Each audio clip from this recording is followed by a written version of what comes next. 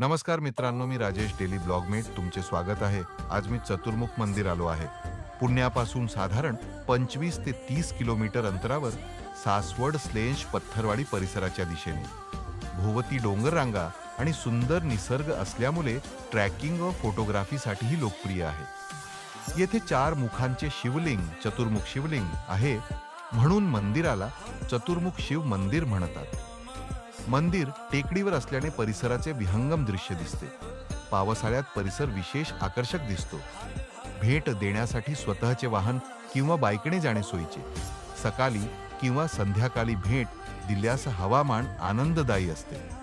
पिण्याचं पाणी आणि आवश्यक वस्तू सोबत नेणे चांगले, कारण परिसरात सुविधा मर्यादित असू शकतात. ठिकाण आवडेल असेल तर नक्की भेट द्या.